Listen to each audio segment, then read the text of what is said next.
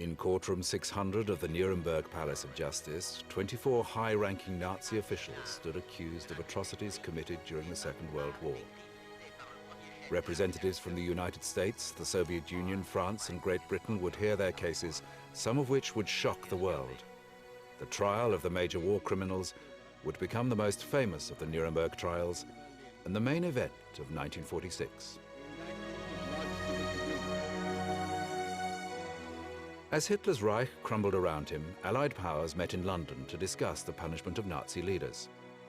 While the Allies agreed that those responsible for war crimes must be brought to justice, every nation had its own criminal statutes and its own views on how the trials should proceed.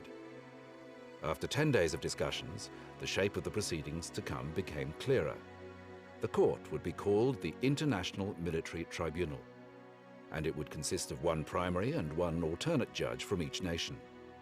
The location of the trials would be Nuremberg, Germany.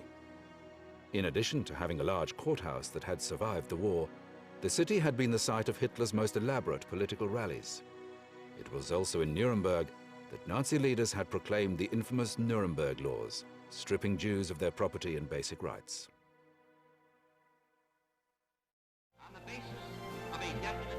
The trial began with the reading of the indictments, which concerned 4 charges: conspiracy to wage aggressive war, which addressed crimes committed before the war began; waging an aggressive war, which involved the violation of international treaties; war crimes, which included the mistreatment of prisoners of war; and crimes against humanity, which included the mass murder of Jews in concentration camps, the so-called final solution. The defendants listened as prosecutors read a detailed list of the crimes of which they stood accused. Lord Justice Geoffrey Lawrence, the British member, presided over the proceedings while a team of translators provided simultaneous translations in 4 languages: English, French, German, and Russian. The main target of the prosecution was Hitler's successor, the ambitious and flamboyant Hermann Göring. When it came to his cross-examination, Göring prepared carefully. His clever responses frustrated the American chief prosecutor, Robert Jackson. Göring evaded no questions and offered no apologies.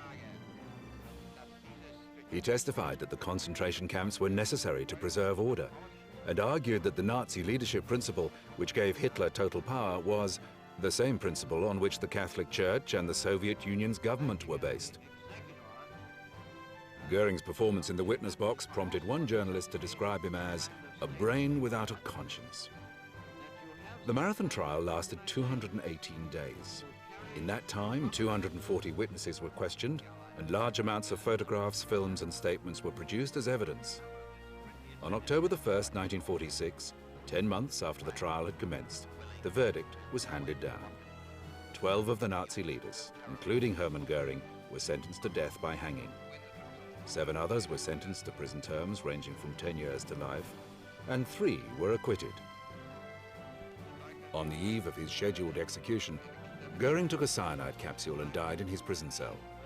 His suicide note stated that he had no objection to being shot, but he refused to be hanged.